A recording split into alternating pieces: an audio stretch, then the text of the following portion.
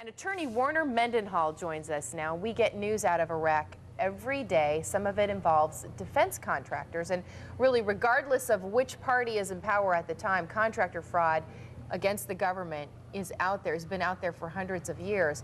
The question is, and you may be asking this too, is what can we do about it?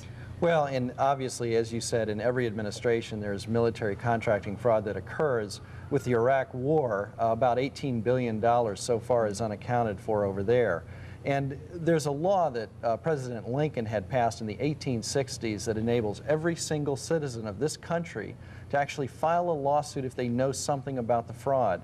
And in gaining a recovery for the federal government, they would get a small percentage of that, usually around 15 to 20%, as a reward for bringing that information forward to the Department of Justice and to the military. So let's be clear about this. Let's say a tip leads to your finding that there's $15 million in fraud. Correct. Then the person who's watching right now who calls you and tells you about that would get approximately $2 million if there's a recovery on the $15 million. So it's some incentive, in addition to trying to be a good taxpayer and look out for your country, there is obviously incentive to try to uncover some of this fraud. It's an incentive, and it's our patriotic duty to watch.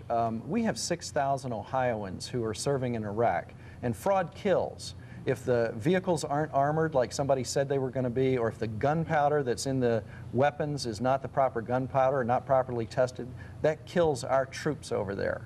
So far we've had thousands of people die over there. How many of them died because of fraud? That's a serious question, and we are able to address it here locally in Ohio.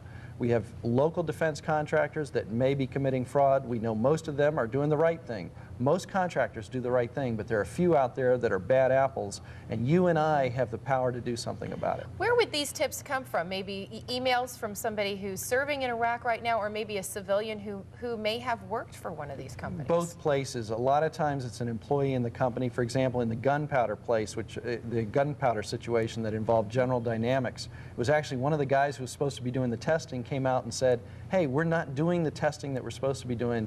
These weapons are not going to work properly. The same thing, we have 6,000 people in Iraq serving from Ohio. They know what's going wrong over there. Is there any protection for a whistleblower in this situation? Absolutely. The employee is protected. Any employee who comes forward is fully protected under federal law. If they are fired as a consequence of bringing this information forward, they would get back pay, and they would additionally share in any amount that's recovered on behalf of the federal government. All right, Lincoln laws. The Lincoln Law. Interesting. Yes. If you would like to contact Warner, his offices are on Union Street in Akron. And the number to call there is 330-535-9160. And we've also got a link to his website, and you can find that on newsnet5.com. But a lot of really interesting ideas, and you never know when you're going to come across something that could, well, make you a millionaire, and at the very least make you a really good, solid American citizen. It's your patriotic duty. Yes. All right. Okay, Warner, thanks for that.